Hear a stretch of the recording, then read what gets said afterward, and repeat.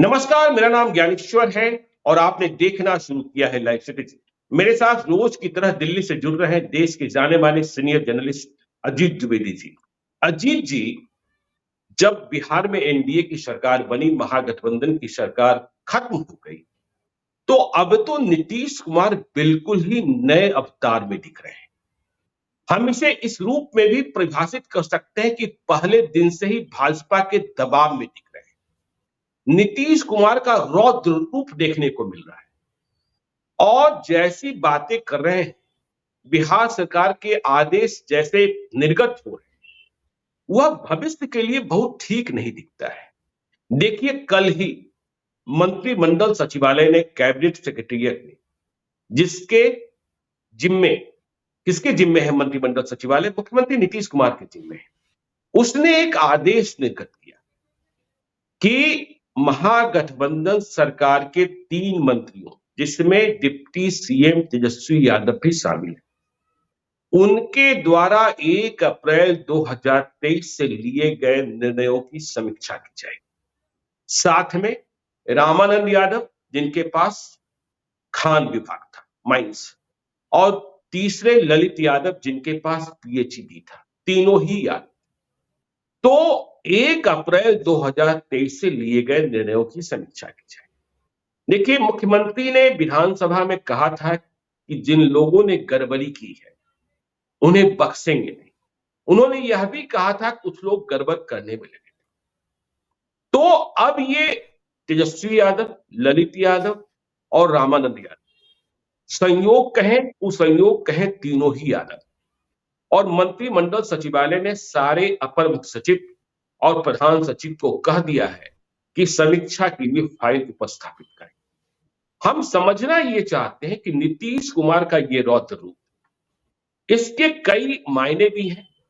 यदि भाजपा के दबाव में लिया गया यह फैसला है, तो भाजपा ने सबसे पहले महागठबंधन सरकार में जेडीयू के जितने मंत्री थे उनको सभी को क्लीन चिट दिया है। नीतीश कुमार ने ही दिया, लेकिन वहां कोई गड़बड़ी नहीं थी, पहली बात। दूसरी बात, आरजेडी कोटे से सिर्फ ये 3 मंत्री ही नहीं थे, कुल 15 मंत्री थे।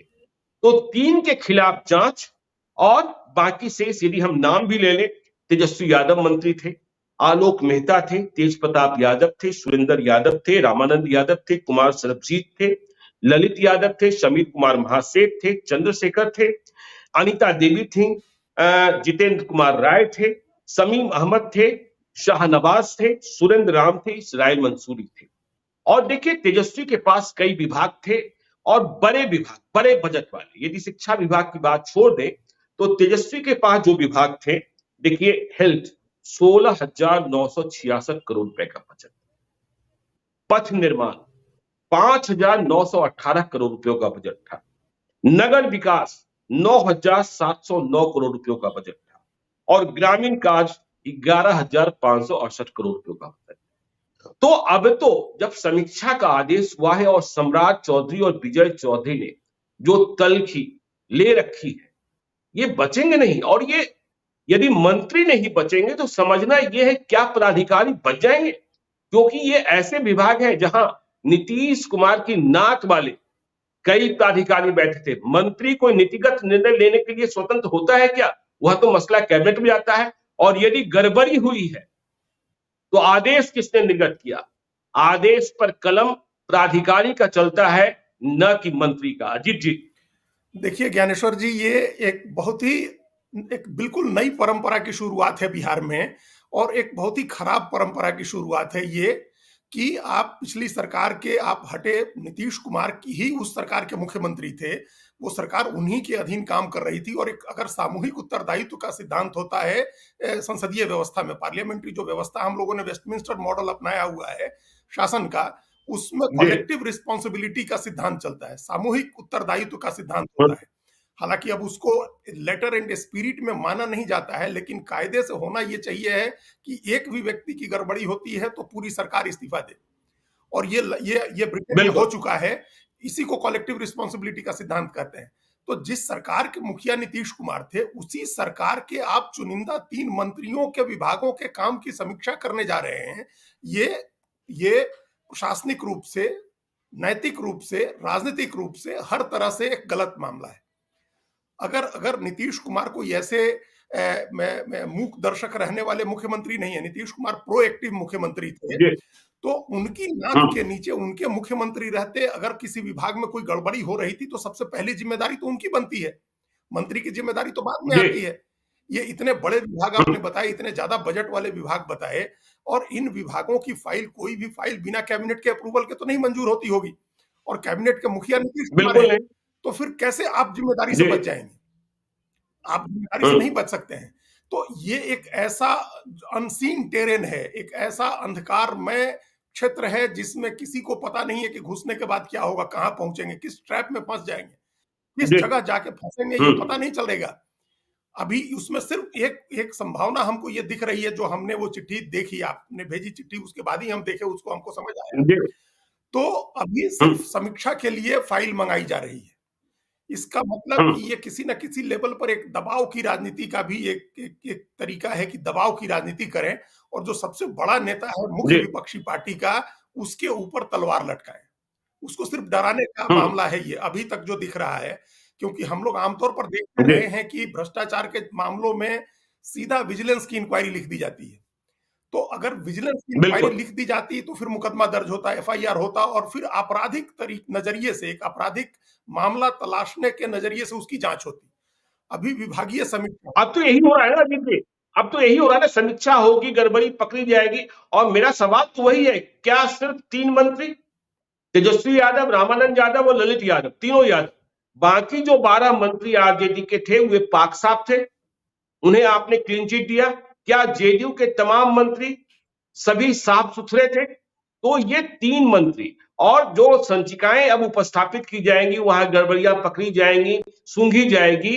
और देखिए, ऐसा पहली बार नहीं हो रहा है। मुझे आश्चर्य इस बात को लेकर हुआ कि याद कीजिए अजीत जी, एनडीए सरकार में राजस्व एवं भूमि सुधार मंत्री थे राम नारायण मंडल।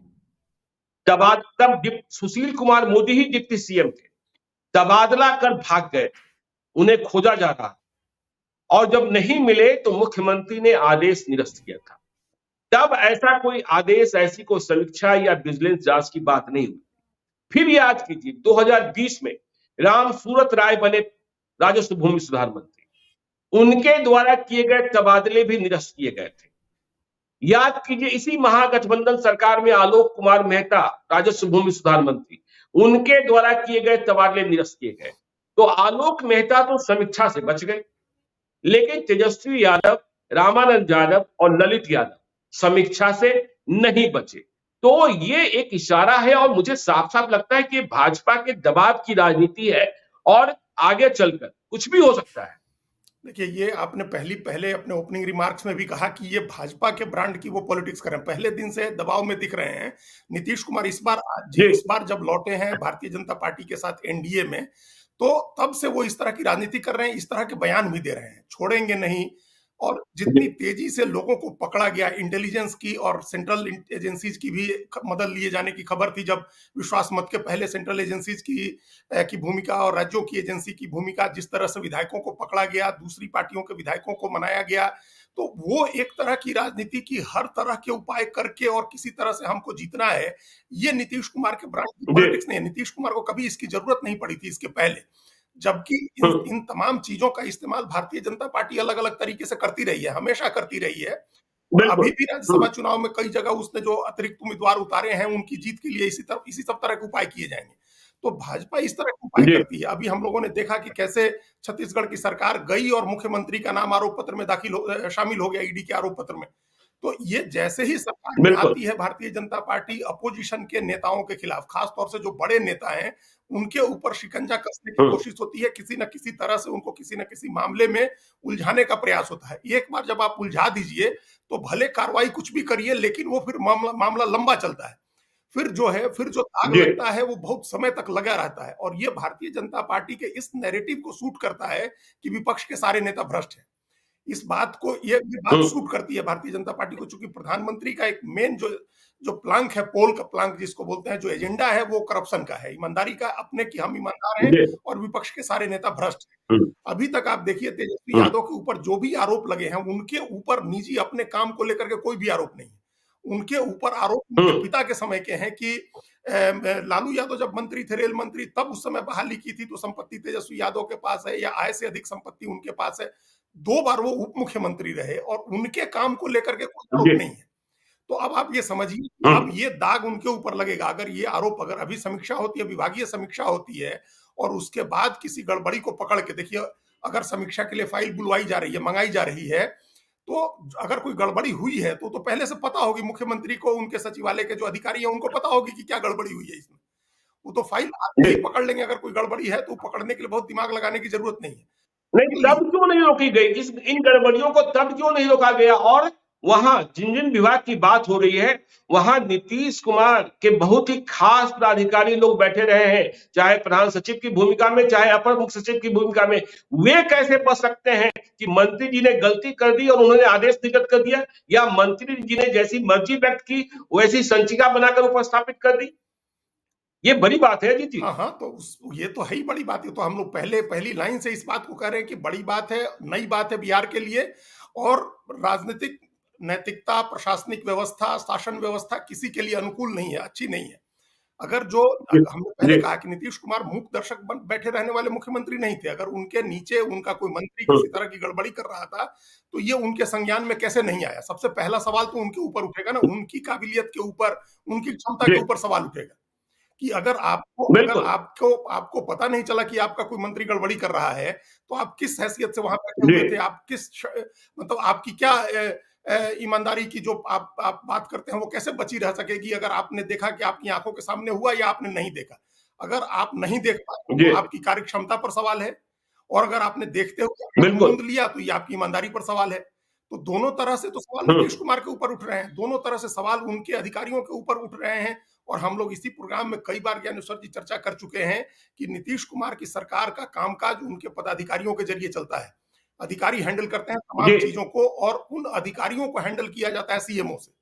वो अधिकारी, कई बार तो ऐसा बिल्कुल, होता है कि अधिकारी सीधे जवाबदेह होता है सीएमओ में प्रधानमंत्री के प्रधान सचिव को, या उनके सलाहकार को, या उनको किसी तरह से।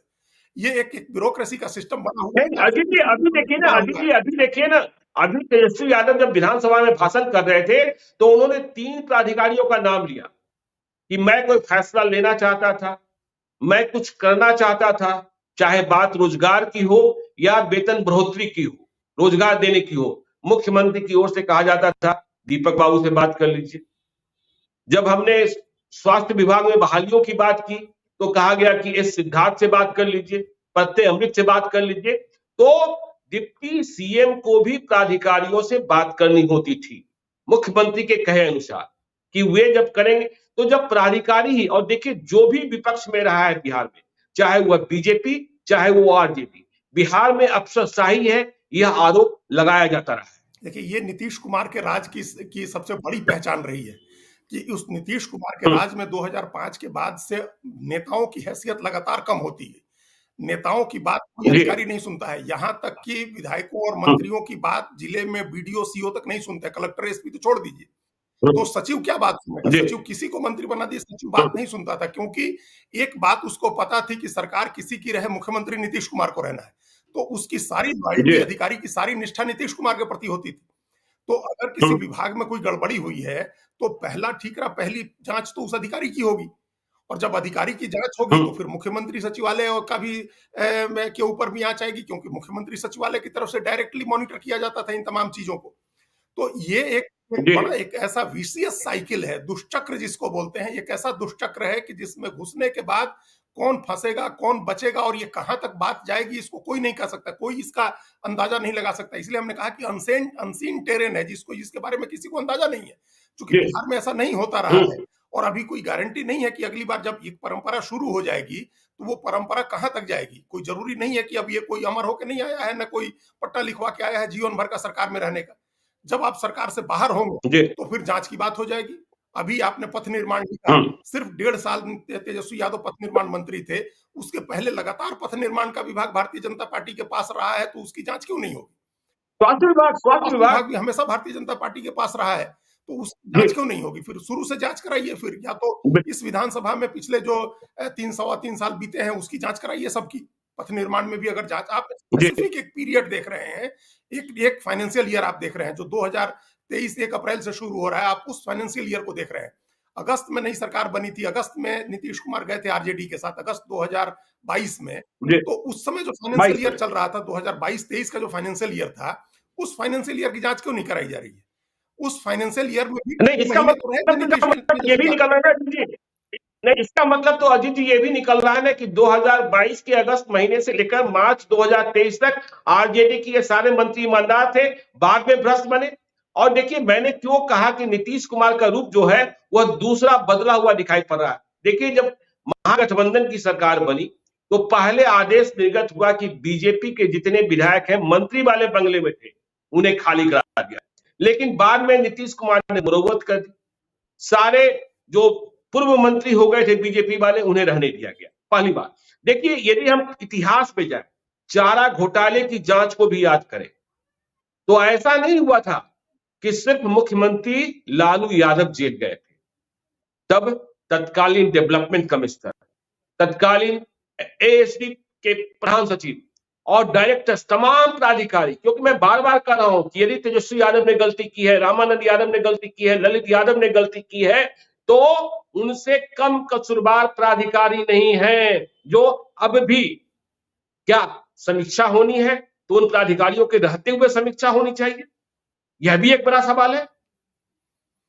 देखिए ये बार बार हम लोग कह ही रहे हैं कि अधिकारियों का मामला आएगा, जब जब मंत्री आएंगे तो अधिकारियों की का भी मामला आएगा, और हम ये भी कह रहे हैं कि मुख्यमंत्री का भी मामला आएगा, कोई आदमी उसके दायरे से बाहर नहीं जाएगा। तो ये एक जो हमने पहली सबसे शुरू में कहा कि ये एक डराने धमकाने की भी चीज हो सकती है, अभी देखना होगा हम लोगों को कि आगे इसमें क्या होता है। एक तलवार लटकाने की चीज होती है जो कई बार भारतीय जनता पार्टी की कई सरकारें करती हैं कि तलवार लटका के छोड़े रहो, जब समय आएगा तब उसका इस्तेमाल करेंगे। तो इस ट्रैप को नीतीश कुमार को समझना चाहिए। अगर नीतीश कुमार तो कभी इस तरह की पॉलिटिक्स नहीं करते थे, अगर इस बार वो कर रहे हैं और किसी तरह का भारतीय जनता पार्टी का दबाव है, तो इस बात को उनको समझना चाहिए कि ये ट्रैप है जिसमें कभी भी वो भी फंस सकते हैं, कभी भी उनके ऊपर भी कार्रवाई हो सकती है। जब आगे वो हट जाए और वो सरकार में नहीं रहे, तब इस बात की तो व्यापक जांच हो ही सकती है ना कि उस समय जो अधिकारी थे और मुख्यमंत्री थे, मुख्यमंत्री का सचिवालय था, मुख्यमंत्री के सलाहकार थे, तो वो सब लोग भी जांच के दायरे में आ सकते हैं। और अब तो ऐसा है कि कोई भी एजेंसी जांच करती है, मान लीजिए केंद्रीय एजेंसी के पास जांच चली गई, फिर तो और मुसीबत होगी सबकी, फिर तो किसी की जान नहीं बचेगी। अगर स्टेट की जांच तक मामला रहता तब तो मान लीजिए कि आपके हाथ में है, लेकिन अगर केंद्रीय एजेंसी आ गई और केंद्रीय एजेंसियां जांच किए जा रही हैं, वर्षों तक उनकी जांच चल रही है और वर्षों तक सप्लीमेंट्री चार्जशीट फाइल होते रह रहे हैं, किसका नाम कब किस चार्जशीट में आ जाए। एक तो ये ऐसे ट्रैप में फंस रहे हैं जिस ट्रैप से निकलने का रास्ता नहीं सूझेगा, और अपने भी तमाम लोगों को, मुख्यमंत्री के जो जितने करीबी लोग हैं वो सब लोग इसमें फंसते जाएंगे। अभी उसके पहले के मंत्रालयों की जांच हो जाएगी, जो जेडीयू के मंत्री हैं, जेडीयू के जो मंत्री हैं, जिस तरह से ये मंत्री लोग काम कर रहे थे उसी तरह से जेडीयू के मंत्री भी काम कर रहे थे, उनके यहाँ भी अधिकारी ही फाइल्स का निपटारा कर रहे थे, उनके खिलाफ भी तो जांच हो सकती है। कोई नई सरकार आ जाए तो वो जांच शुरू कर दे। और एक से एक कहानियां है, आप तो बहुत ज्यादा कहानी जानते हैं, हम लोग अभी दिल्ली में बैठे कहानियां सुन रहे हैं कि किस तरह से वहां टेंडर हो रहे हैं, 14 15 बड़ी बड़ी कंपनियों को छांट करके हटा करके और एक एक कंपनी को काम दे दिया जा रहा है, एक ही कंपनी को सारे काम दे दिए जा रहे हैं, और वो मंत्रालय जेडीयू मंत्रालय है। तो इन सब की जांच हो जाएगी, और जांच हो जाएगी तो फिर तमाम लोग फंसेंगे, चाहे वो मुख्यमंत्री के करीबी हो, मुख्यमंत्री के करीबी नेता हो, मुख्यमंत्री के करीबी अधिकारी हो, तब उस समय तो बचना बहुत मुश्किल हो जाएगा सबके लिए। एक तो नया नया ट्रैप हो गया ना, ये तो एक ऐसा ट्रैप हो गया जिसमें कोई भी फंस सकता है। तो ये जो है, और सबसे पहले पता नहीं मुख्यमंत्री को अभी भी समझ में आए कि वो इस बात को विभागीय समीक्षा से, विभागीय जांच से आगे नहीं बढ़ने दें, तब तो मान लीजिए फिर भी खत्म हो जाए मामला। लेकिन अगर विभागीय जांच से बात आगे बढ़ गई और कोई मुकदमा वगैरह दर्ज हो गया, एफआईआर वगैरह दर्ज हो गई, तब तो फिर बड़ी मुश्किल हो जाएगी। और उसके बाद ये तो एक प्रशासनिक पहलू है जो हम लोग जांच का पहलू और उस पहलू को देख रहे हैं, इसके राजनीतिक पहलू भी हैं। उस राजनीतिक पहलू में तो जाति के आधार पर अगर राजनीतिक प्रतिद्वंदिता को नीतीश कुमार जैसा व्यक्ति या भारतीय जनता पार्टी जैसी पार्टी अगर बढ़ावा देती है, तो ये तो और गलत परंपरा की शुरुआत है। आप एक कास्ट को टारगेट जी कर रहे हैं, अगर एक परिवार को पहले आप टारगेट करते थे कि चलिए प्रधानमंत्री कहते रहे कि परिवारवाद नहीं होने देंगे, परिवारवाद बहुत गलत है, तो एक परिवार को टारगेट करते थे, लालू यादव का परिवार टारगेट होता था। अब तो परिवार से आगे आप एक पूरी कास्ट को, पूरी जाति को टारगेट कर रहे हैं। आपने 3 जी ऐसे नेता चुने जो यादव समाज से हैं और उनकी जांच की, उनके विभागों के कामकाज की, उनके और आश्चर्य की बात, अजीत जी आश्चर्य की बात, तेजस्वी यादव लालू यादव के बेटे, सुरेंद्र यादव ललित यादव लालू यादव के बहुत खास, तो ये तीनों तो जांच के दायरे में आ गए। तेज प्रताप यादव जांच के दायरे से बच गए। चंद्रशेखर जो विवादों में रहे, जिन्हें लेकर मुख्यमंत्री नीतीश कुमार ने टिप्पणी भी की विधानसभा के भीतर, शिक्षा विभाग में क्या हो रहा था, वे जांच के दायरे में नहीं आए। इसका मतलब उनका कुछ नहीं चलता था, जो वहां होता था वो के पाठक करते थे। फिर देखिए आलोक मेहता, हमने कहा था ना कि बहुत सारी चर्चाएं चल रही थी, उनके तबादले निरस्त करने पड़े, लेकिन वे जांच के दायरे में नहीं आए। तो ये खेला जो है वो सजा दिया गया है भविष्य के लिए। बिल्कुल, और उसमें फिर परिवार के इंटरनल कॉन्फ्लिक्ट का भी मामला आ गया ना इसमें। परिवार में भी सबको पता है जी कि तेज प्रताप कई चीजों को लेकर के नाराज रहते हैं, परिवार के अंदर की पॉलिटिक्स से तेजस्वी यादव के करीबी लोगों से नाराज रहते हैं, उनकी एक अलग पॉलिटिक्स चलती है अपनी। जी उस पॉलिटिक्स में उनकी कोई भूमिका आगे के लिए हो सकती है। आप देखिए, हम फिर अभी थोड़ा सा ध्यान दिलाएं, उत्तर प्रदेश में ऐसे देखिए जो मुलायम सिंह यादव के दूसरे बेटे थे प्रतीक यादव, उन प्रतीक यादव को और उनकी जी पत्नी को किस तरह से समाजवादी पार्टी से अलग करने की राजनीति हुई। अल्टीमेटली जो दूसरी बहू है मुलायम सिंह यादव की, अपर्णा यादव, वो चली गई बीजेपी में, तो उनके लिए जगह बनाई जी गई। और मुकदमे जो हुए थे मुलायम सिंह यादव के समय, आय से अधिक संपत्ति के जितने मुकदमे थे उसमें अखिलेश यादव के साथ साथ प्रतीक यादव और उनकी पत्नी वगैरह सब सब शामिल थे। लेकिन सबको अलग अलग किया गया और एक परिवार के झगड़े का इस्तेमाल किया गया राजनीति के लिए। तो परिवार के अंदर के विवाद की भी आप देखिए, अगर अगर ये भी कहा जाता है कि परिवारवाद के खिलाफ है भारतीय जनता पार्टी और लालू परिवार के पीछे पड़ी है, तो तेज प्रताप के ऊपर भी होना चाहिए था। तेज प्रताप के विभाग की भी समीक्षा बिल्कुल होनी चाहिए थी, लेकिन उनकी समीक्षा नहीं हो रही है। हम्म इसका मतलब कि उनको उनको उनमें कुछ संभावना देखी जा रही है आगे की राजनीति के लिए। इसी तरह से हम लोगों ने चर्चा जी की थी कि आलोक मेहता के नाम की बात यहां तक हो गई थी कि वो भी चले गए हैं रडार से बाहर, और से हाँ बाहर चले गए बिल्कुल हैं। जब ये बात हुई थी कि जी 5 कोयरी कुर्मी समुदाय के 5 लोग जो एमएलए हैं वो इधर-उधर हो रहे हैं आरजेडी से, तब आलोक मेहता का भी नाम आया था। तो इसका मतलब कि जी पार्टी के अंदर एक कॉन्फ्लिक्ट पैदा करना है कास्ट लाइन पर, ताकि उसको आगे इस्तेमाल कर सके। उस जो एक जो क्या इसको बोलते हैं, एक फॉल्ट लाइन होता है, इनर फॉल्ट लाइन होती है, हर पार्टी की पॉलिटिक्स में होती है। तो आरजेडी के अंदर एक जी फॉल्ट लाइन है कास्ट को लेकर के, कि दूसरी जातियां हमेशा उपेक्षित महसूस करती हैं। तो उन जातियों को जो अपने को उपेक्षित महसूस करते रहे, उन जातियों के नेताओं को एक तरह का ये मैसेज देना कि तुम्हारे हम सरपरस्त हो सकते हैं, तुम्हारे लिए जगह इधर है। जी तो ये एक मैसेजिंग करना, ये चुन करके, वही हम जिस राजनीतिक पहलू की बात कर रहे थे हम लोग जो प्रशासनिक और पहलू की जो बात कर रहे थे, उसके साथ साथ एक राजनीतिक पहलू ये है कि बड़े सोच समझ करके जी एक ये दांव चला गया है। हालांकि इसको बिहार की राजनीति के लिए हम लोग, या कहीं की राजनीति के लिए इसको अच्छा नहीं मानते हैं कि आप कास्ट लाइन पर किसी को आइडेंटिफाई करिए और उसको विक्टिम बनाइए, उसको परेशान करिए कास्ट लाइन पर, जो आपकी पॉलिटिक्स को सूट नहीं कर सकता है। ये विक्टिमाइजेशन हम लोग जी देख रहे हैं नेशनल पॉलिटिक्स में, एक विक्टिमाइजेशन अल्पसंख्यकों का हम लोग देख रहे हैं, कई तरह से देख रहे हैं कि कहीं कोई मुकदमा हुआ नहीं कि बुलडोजर चल गया, कोई मुकदमा हुआ नहीं कि पकड़ के, मुकदमा नहीं भी हुआ, सिंपल प्रदर्शन में लोग शामिल हुए तो वीडियो देख करके उनके ऊपर मुकदमा करो, सब पैसे वसूलने का नोटिस भेजो, घर पे बुलडोजर चलाओ। तो ये विक्टिमाइजेशन हम लोग देख रहे थे कम्युनिटी का।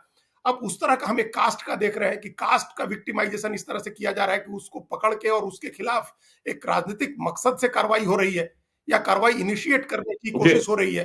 तो ये तो बहुत खराब ट्रेंड है पॉलिटिक्स के लिहाज से भी। और हम लोग अगर बीजेपी को छोड़ें, क्योंकि बीजेपी बैकसीट पर है, नीतीश कुमार कब से ऐसी पॉलिटिक्स करने लगे? नीतीश कुमार ने तो इस तरह की, नीतीश कुमार के बारे में भी कहा जाता है कि बहुत विंडिक्टिव व्यक्ति हैं और जिससे दुश्मनी मोल लेते हैं उसको निपटाए बिना छोड़ते नहीं है।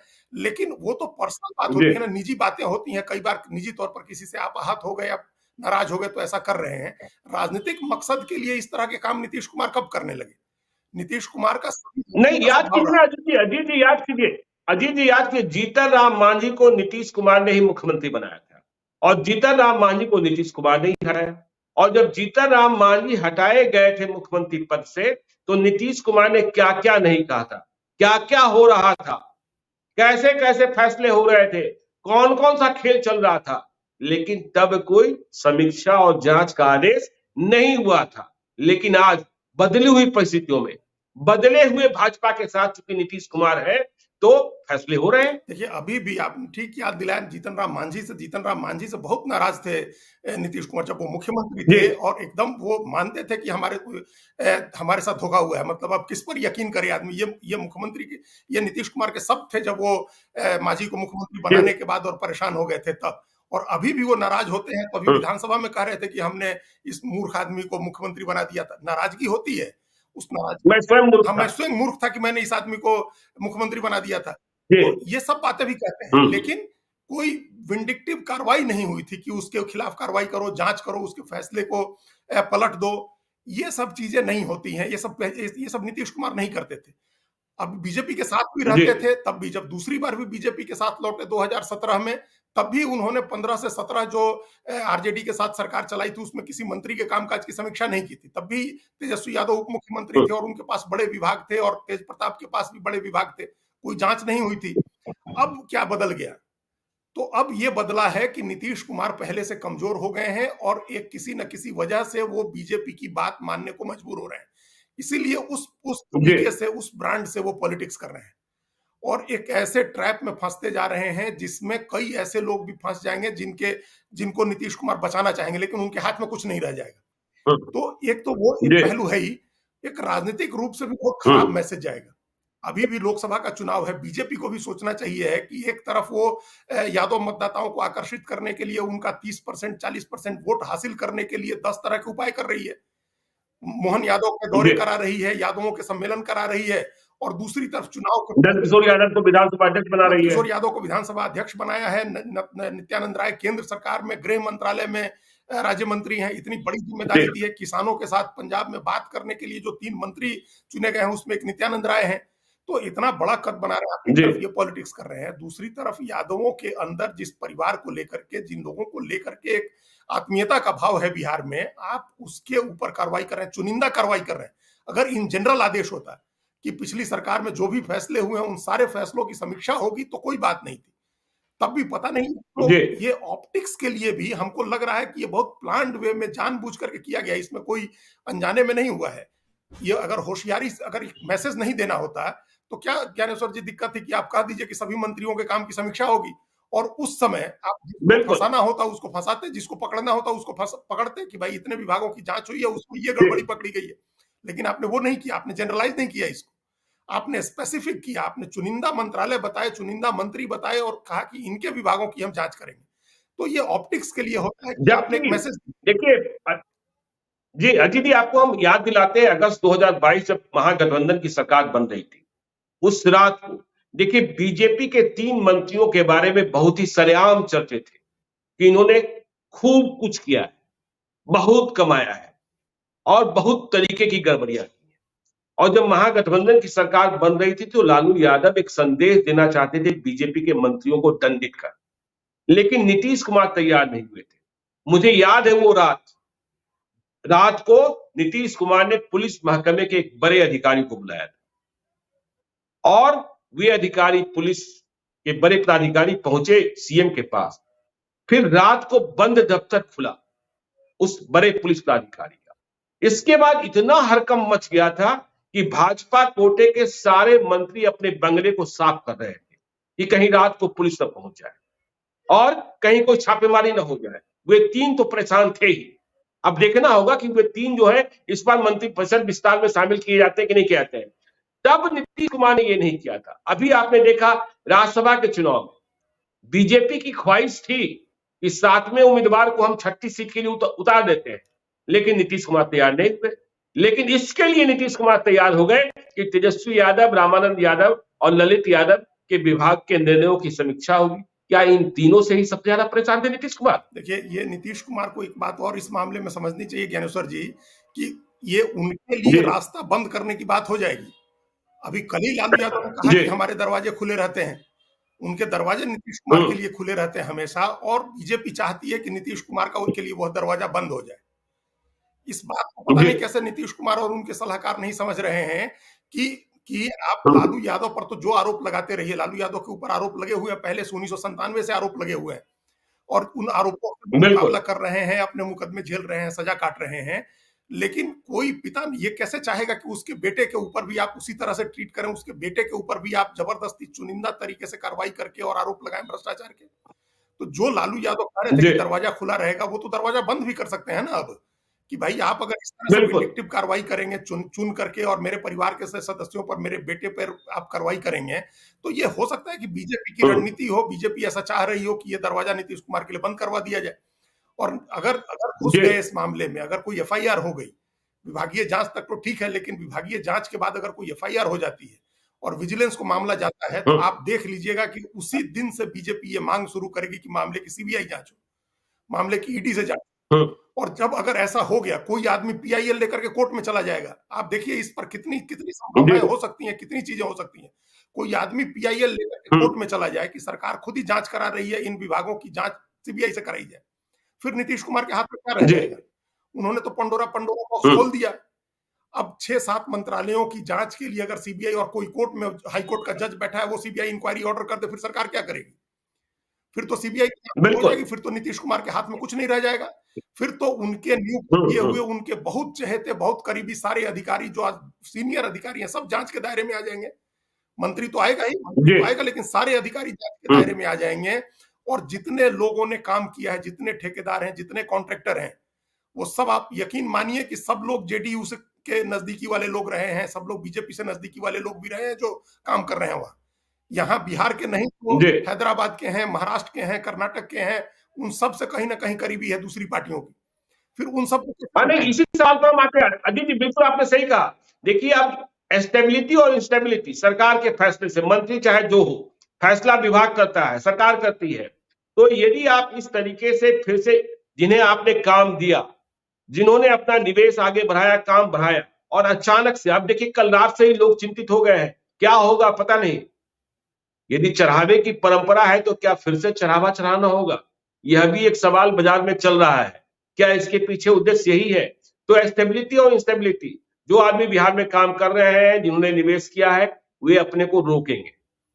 और फिर बिहार, आप जानते हैं लोग ऐसे ही यहाँ पूंजी नहीं लगाना चाहते हैं। अरे तो ये तो स्थिति पैदा होगी। आप देखिए ज्ञानेश्वर जी, ये जो पूरा नोएडा का और ग्रेटर नोएडा का सारा रियल एस्टेट सेक्टर जो बर्बाद हुआ, उसके पीछे तो यही कारण था कि सरकारें बदली उत्तर प्रदेश में, और फिर जांच शुरू हो गई, समीक्षा शुरू हो गई फाइलों की, और फिर नए सिरे से चढ़ाओ, अब इसकी सरकार आ गई तो फिर दूसरी सरकार आ गई, और पूरा रियल एस्टेट सेक्टर बर्बाद हो गया। सारे, लगभग सारे जो रियल एस्टेट के कारोबारी थे सब बर्बाद हो गए, और अल्टीमेटली कोर्ट के आदेश से, एनसीएलटी से, कोर्ट के आदेश से सब भारत सरकार की कंपनी एनबीसीसी को बनवाना पड़ रहा है। तो ये तो जब ऐसी जगह पर ये काम हो सकता है, तो बिहार में तो बहुत कम पूंजी लगी है, बहुत कम लोग आए हैं, जैसे तैसे लोगों को लाया गया है काम करने के लिए। तो उनमें अनिश्चितता बैठ गई, उनके भीतर काम करने का। अब उनको एक परेशान किया जा सकता है किसी लेवल पर। मान लीजिए मकसद नहीं भी हो, तब भी इसमें कई लोग इस ट्रबल्ड वाटर में फिशिंग करने पहुंच जाएंगे कि हम आपको बचवा देते हैं, हम आपको निकलवा देंगे, तो उस तरह के काम, ब्लैकमेलिंग के काम शुरू हो जाएंगे। तो और अब उसके बाद हाथ में नहीं रह जाएंगे। हम यही बार बार ये कहना चाह रहे हैं कि अगर समीक्षा, विभागीय समीक्षा किसी वजह से अगर करना चाह रहे हैं, नीतीश कुमार ने किसी भी तरह से किया है, तो इसको विभागीय समीक्षा तक ही रोक देना होगा। अगर इसके आगे कोई एफआईआर हुई, विजिलेंस जांच हुई, फिर सीबीआई ईडी की जांच से भी कोई नहीं बचेगा, और फिर पूरा इन्वायरमेंट, काज का इन्वायरमेंट, शासन का इन्वायरमेंट सब खराब हो जाएगा, सारी चीजें बिगड़ जाएंगी। फिर जो स्ट्रीमलाइन हुई है पिछले 20 साल में बिहार में, कम से कम राजनीतिक स्थिरता जैसी भी रही हो, लेकिन प्रशासनिक स्तर पर एक स्मूथ काम होता रहा है। ये पिछले 20 साल की परंपरा बिहार में रही है। वो सारी चीजें गड़बड़ा जाएंगी, वो सब बिगड़ के और क्योस वाली स्थिति हो जाएगी, एकदम एक तरह से अस्त व्यस्त हो जाएगी सारी चीजें। तो उस ट्रेन में नहीं जाना चाहिए, उस ट्रैप में नहीं फंसना चाहिए। नीतीश कुमार को अपनी निजी छवि का भी ध्यान रखना चाहिए, अपनी राजनीति का भी ध्यान रखना चाहिए, भारतीय जनता पार्टी को भी अपनी राजनीति का ध्यान रखना चाहिए। ये विंडिक्टिव पॉलिटिक्स की हम चुनिंदा तरीके से कार्रवाई करेंगे, उसमें फिर आप अगर दूसरे के लिए गड्ढा खोद रहे हैं तो किसी भी समय उसमें गिर सकते हैं आप। इस बात को ध्यान रखना चाहिए। ये कोई जरूरी नहीं है, बिहार में जैसी राजनीतिक दशा है, किसी की अभी पूर्ण बहुमत की सरकार हाल फिलहाल में आती हुई हमको नहीं दिख रही है। ये 3 पार्टियां ही रहेंगी, और इन 3 पार्टियों के गठबंधन में सरकारें बदलती रहेंगी। फिर कौन सी सरकार किसके ऊपर दबाव डाल के किसकी जांच शुरू करा देगी, ये तो एक ऐसा विशेष साइकिल है जो बार बार हम करें कि दुष्चक्र बन रहा है, जिसमें सारी व्यवस्था फंस जाएगी। नीतीश कुमार, उनके करीबी लोग, उनके करीबी अधिकारी, उनके पार्टी के नेता, भारतीय जनता पार्टी के भी नेता, उनके भी करीबी अधिकारी सब फंस जाएंगे। जो अधिकारी दिल्ली चले गए हैं उनकी भी फाइल खुल सकती है। कागज तो कभी मरता नहीं, हम कहा गया कागज कभी नहीं मरता है। जब 2004 से 2009 तक रहे थे रेल मंत्री लालू यादव और उसका मुकदमा आज झेल रहे हैं वो उस 9 में हटने के बाद 15 साल के बाद, तो 15 साल के बाद कौन कौन झेलेगा ये सोचना चाहिए है बीजेपी के भी नेताओं को, क्योंकि 15 साल के बाद तेजस्वी यादव बूढ़े होकर के रिटायर नहीं होने जा रहे हैं। तेजस्वी यादव की 30 साल की पॉलिटिक्स अभी बाकी है, 30 साल से ज्यादा की पॉलिटिक्स अभी बाकी है और न उनका राजनीतिक आधार कम होने जा रहा है अभी तुरंत। तो आप एक ऐसी परंपरा शुरू कर रहे हैं जिसका नुकसान बहुत बड़ा हो सकता है, राज्य के लिए भी, शासन व्यवस्था के लिए भी, राजनीति के लिए भी और इंडिविजुअल बहुत सारे लोगों के लिए। तो ठीक है, तो देखिए हमने आज समझने की कोशिश की कि बिहार में कैसे बदले की राजनीति शुरू हुई है और क्या क्या हो रहा है। देखिए यह बात सिर्फ समीक्षा भर नहीं रहनी है, इसके राजनीतिक और प्रशासनिक, और यदि समीक्षा में गड़बड़ी पकड़ी गई तो सिर्फ तेजस्वी रामानंद यादव और ललित यादव पर ही गाज नहीं गिरेगी, नीतीश कुमार की नाक के नीचे बैठे प्राधिकारी यदि जेल कोई भी गया तो फिर जेल ये भी जाएंगे, और इस पर हमें नजर रखनी होगी। आज के लिए इतना ही। चलते चलते हमारे दर्शकों से कहते हैं कि यदि अब तक आपने हमारे YouTube चैनल लाइव स्टडी को सब्सक्राइब नहीं किया है तो जरूर कर लीजिएगा, और यदि इस वीडियो को फेसबुक पेज के माध्यम से देखें तो पेज को लाइक कीजिएगा, ट्विटर पर भी हमें फॉलो कीजिए। धन्यवाद।